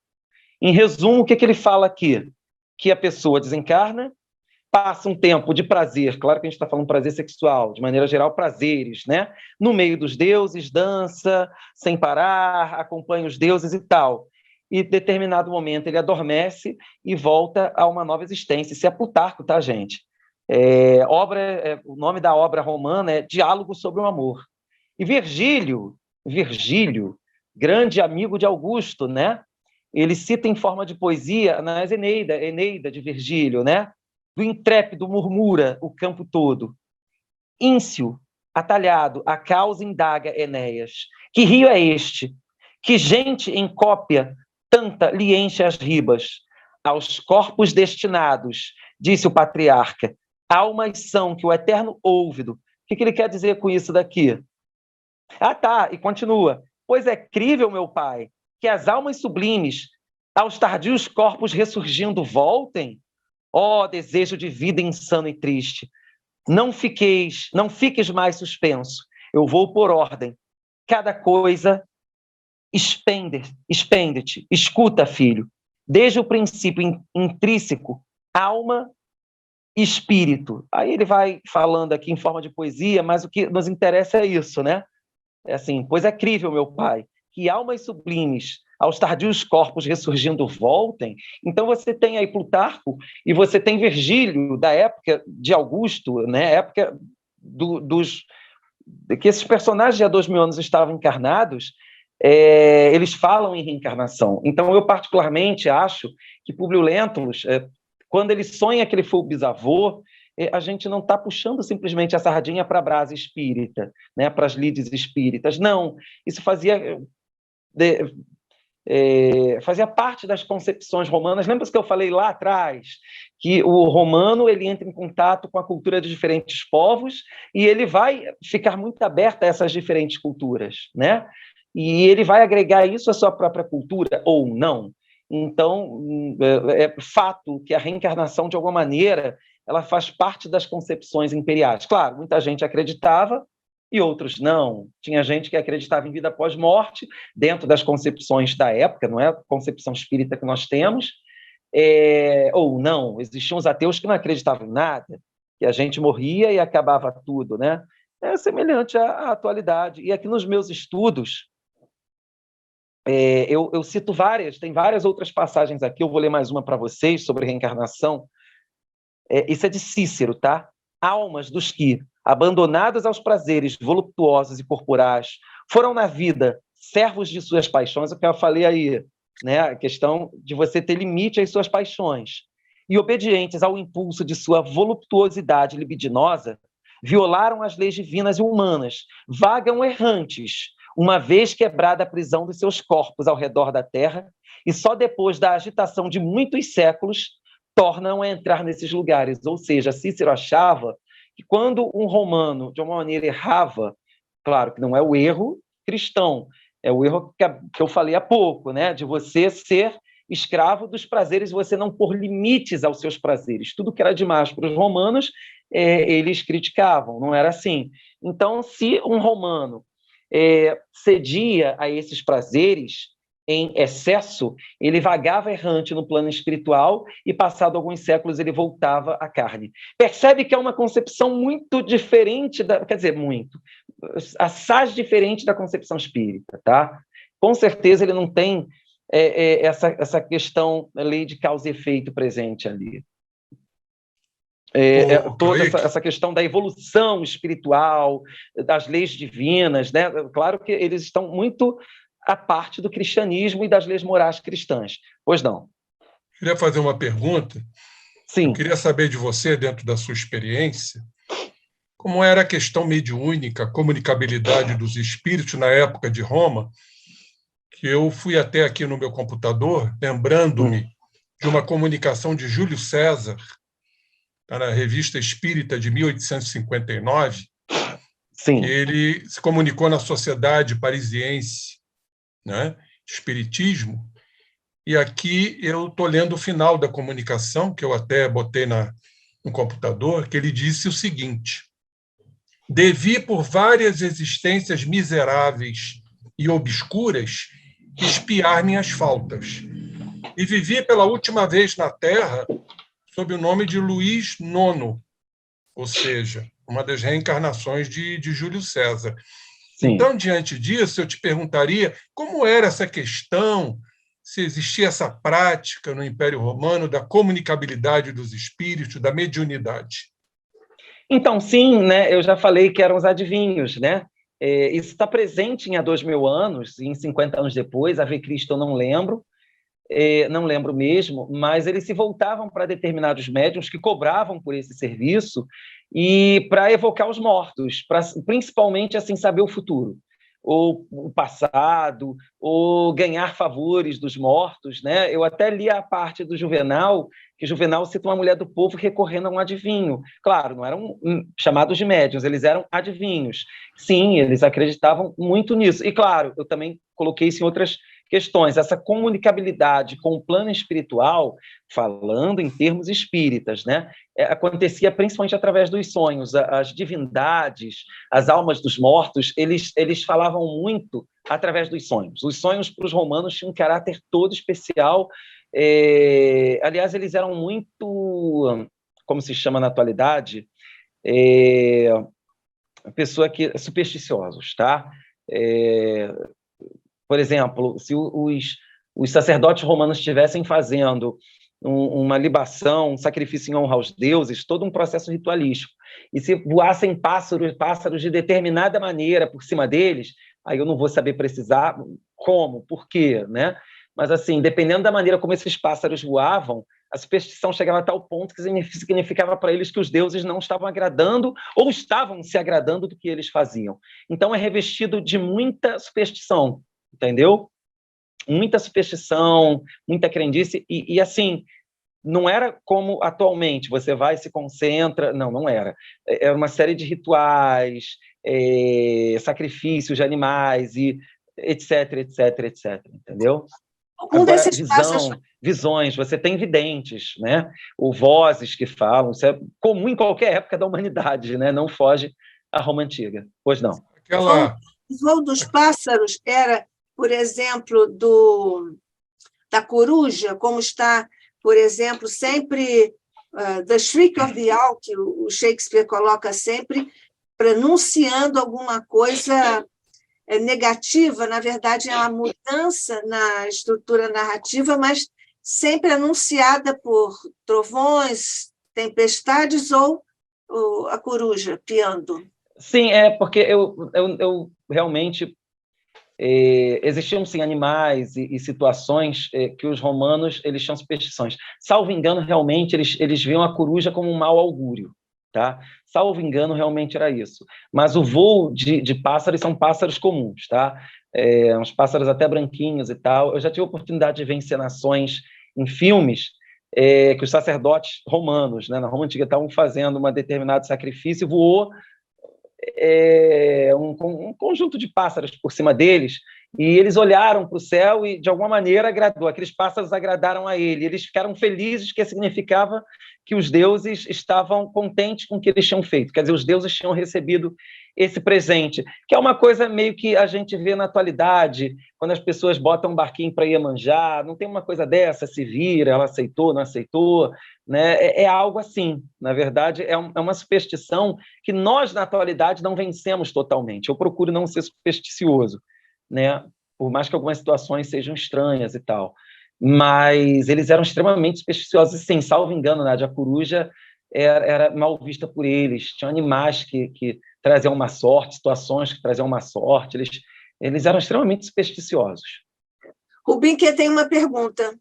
Eu queria só relembrar que eu achei essa cena lindíssima no livro, há 2000 anos, como isso foi visto, né, na família, aquele processo anímico da Lívia, que se desdobrou e foi ter, no momento que Jesus estava sendo crucificado, sabemos que isso é um processo anímico, como é que foi visto isto, né? Se foi um processo tido como uma loucura, um delírio, uma alucinação, porque eu achei isso realmente o ponto-chave do livro também, né? Então, eu lembro, uma das passagens mais lindas. Dentro da ideologia romana, provavelmente ela não tem esse aspecto assim, desdobrei, né? Ela deve ter achado que ela sonhou. O sonho, entendeu? Claro, desdobramento é uma coisa muito espírita. Ela deve ter achado dentro do espírito romano que sonhou. E aí o sonho, ela sonhou com aquilo, né? E aquele sonho é um simbolismo de uma mensagem especial para ela. A mensagem em si, ela acredita. Ela teve, de alguma maneira, através do sonho, contato com esse Jesus sublimado, que, na minha opinião, aí já é spoiler para o próximo estudo, né? Eu tenho quase certeza que ela via Jesus entre outros deuses, um emissário dos deuses. Aí a gente vai ter que falar dos livros sibilinos, que os livros sibilinos romanos já esperavam o Messias, que ia vir do povo, e eu tenho certeza que ela sabia disso, e muito das conversas entre ela e Públio Lentulus acerca de Jesus, Emmanuel tirou do livro, mas tem muito a ver com os livros sibilinos. Ela deve, com certeza, em algum momento, ela recorda, você não acha, querido esposo, que esse Messias que vive entre nós é aquele do livro dos sibilinos que os nossos sacerdotes se referiam? Mas aí já é um spoiler para o próximo estudo. Eu não acho que, num primeiro momento, Lívia tenha se libertado totalmente das crenças religiosas. Tá? Eu acho que ela... Aliás, está no livro, né? Está no livro, ali no primeiro momento, ela via Jesus como emissário dos deuses. Existe uma discussão entre ela e Públio Lentulus que ela fala sobre isso, entendeu? Então, em resumo, né, eu estou contextualizando para reafirmar a resposta. Ela viu aquilo ali como um fenômeno de sonho comum ao simbolismo romano, né? Eu falei agora, os sonhos tinham todo um simbolismo, é assim que os deuses se comunicavam, as divindades se comunicavam e nos davam instruções. Então, acho que ela pensou que sonhou. Se eu não me engano, isso está até no livro, não sei se ela na narrativa acorda de um sonho, alguma coisa assim, entendeu? Agora, claro, é a questão de que Emmanuel adapta a concepção cristã e espírita, né? Porque Kardec fala que aquilo dali é um desdobramento, né? Entende o que eu quero dizer? Ele adapta. Entendi. Eu queria realmente saber a concepção, né? Não nossa, espírita, mas da época. Né? Não, sonho. Eu particularmente não vejo assim, visão. Eles tinham visões, escutavam vozes, isso é comum a qualquer época. Agitações mediúnicas, tipo assim, que a gente chama de incorporação, né? É comum, mas desdobramento eu nunca ouvi isso. Eles, sim, desdobravam através de sonhos, né? Eu sonhei e está lá, né? Eu sonhei que estou naquele lugar, eu sonhei que estava naquele lugar, que a gente chama de desdobramento, mas para eles era um sonho realista, mas era um sonho. Agora, claro, um sonho não é um sonho natural. Os deuses nos chamaram para nos transmitir algum recado, entende? Entendo. É isso. Provavelmente entraria aí também os fenômenos sonambúlicos, né? Sim, Acho sim. que se enquadrariam aí. E deveria ser comum, né?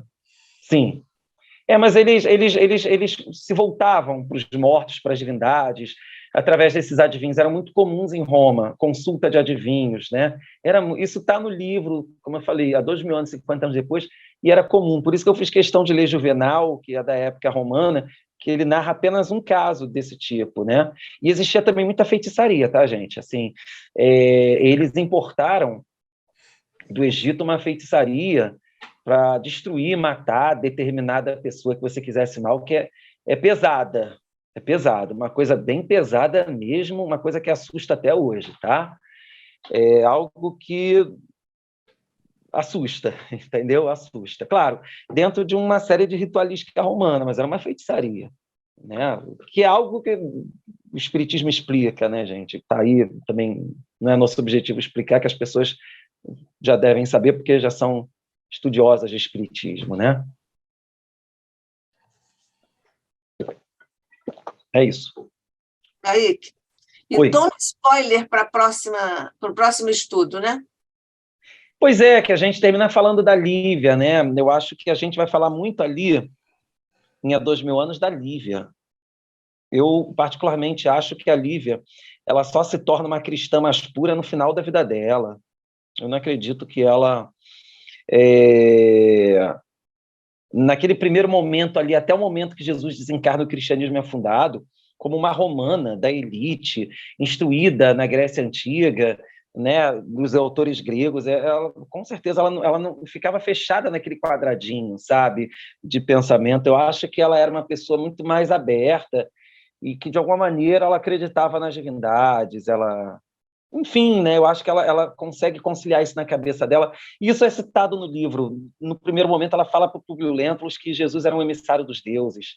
Aí já diz tudo, entendeu? Agora, final da vida dela, é que eu acho que ela realmente abandona de vez essas crenças, sabe? Mas depois de quê?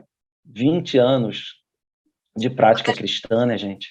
Uma das coisas mais tocantes é que eu lembro, assim, ela ter apenas uma cruz tosca com 2 pedacinhos de madeira e ela orava ali sozinha no quarto. Essa cena, para mim, é uma coisa linda. Pelo menos como eu visualizei.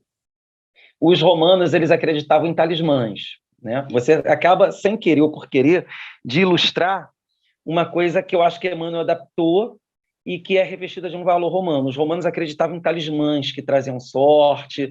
Existiam até umas talismã, né? Em formato fálico que protegia as casas contra a mal-olhada. Eles acreditavam em talismãs. Então, eu acho, só ilustrando esse exemplo que eu quero me referir, dentro dessa crença romana que ela não abandona, ela tem a cruz como um talismã romano.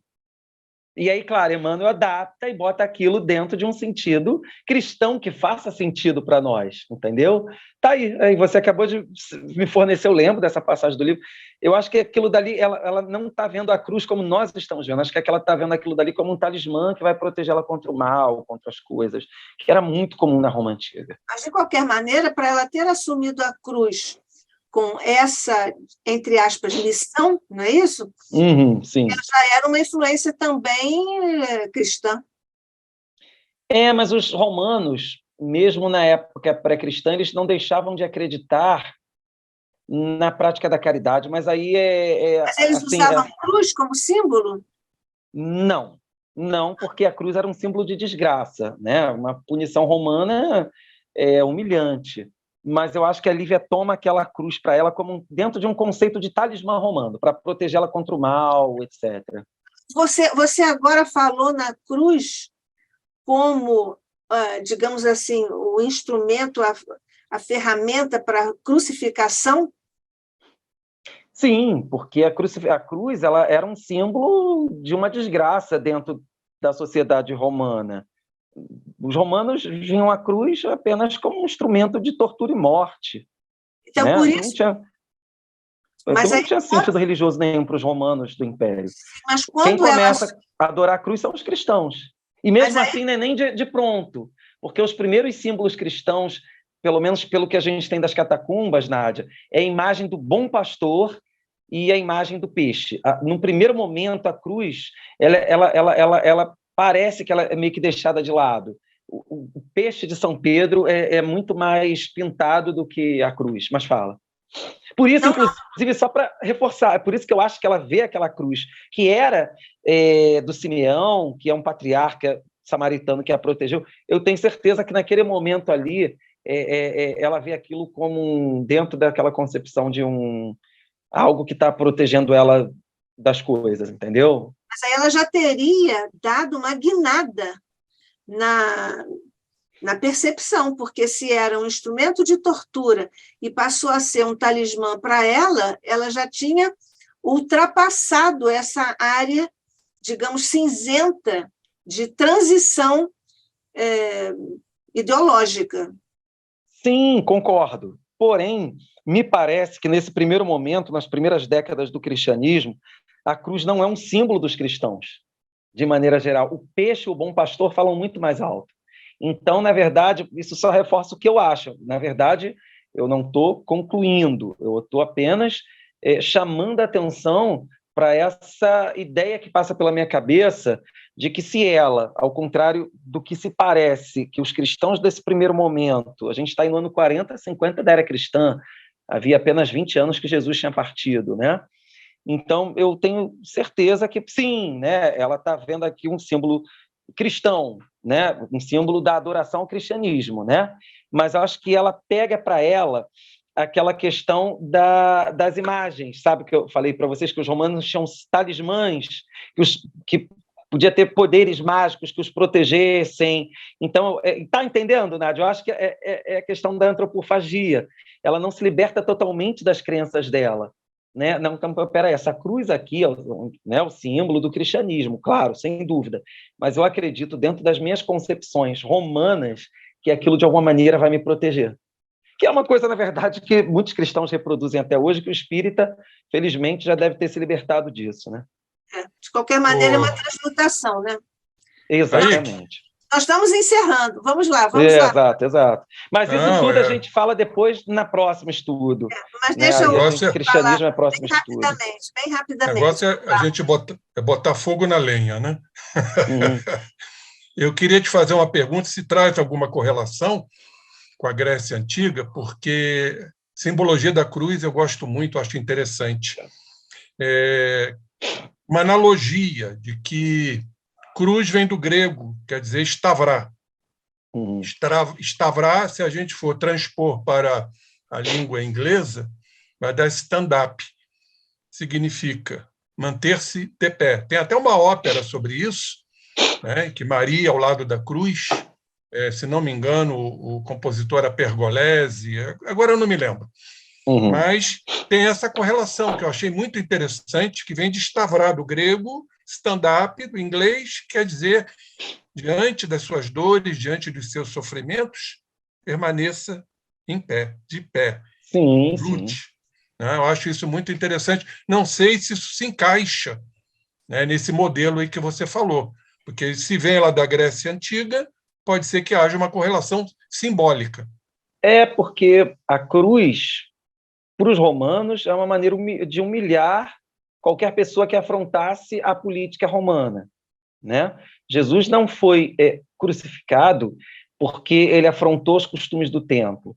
A crucificação não era um modo de punição judaica, era uma punição romana a todos aqueles que, de alguma maneira, afrontassem a ordem romana. Os Espartacos, não, os Espartacos desapareceram em batalha, mas todos os escravos que estavam ao lado de Espartacos lutando pela independência foram crucificados ao longo da Via Ápia, né?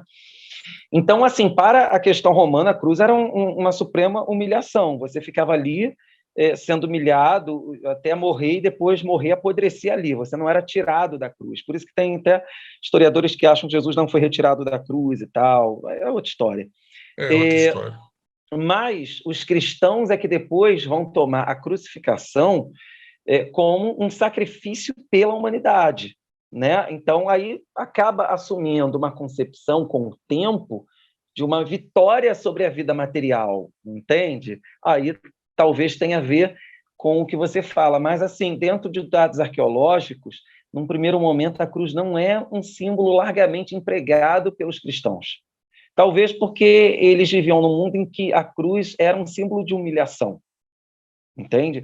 Agora, é muito comum você encontrar o peixe, é incrível, sabe? O peixe é o símbolo de Pedro, né? E o bom pastor também, nas primeiras catacumbas, é muito pintado, que é muito semelhante, inclusive, olha a questão da antropofagia.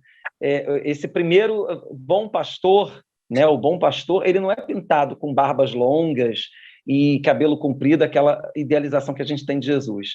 Ele é muito semelhante a Apolo, sabe? É um jovem romano branco, com uma túnica romana, com cabelo cacheadinho, sem barba, sem nada. É a questão que eu acabei de falar, antropofagia. As pessoas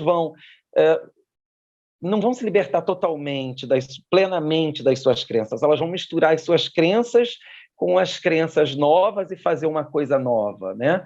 Então, tá aí, Jesus, assim, por esse primeiro momento, a primeira concepção artística de Jesus nessas catacumbas romanas parece Apolo, Deus Apolo, que, na verdade, está muito em alta no segundo, terceiro século, né? Apolo é representado pelo Sol, enfim.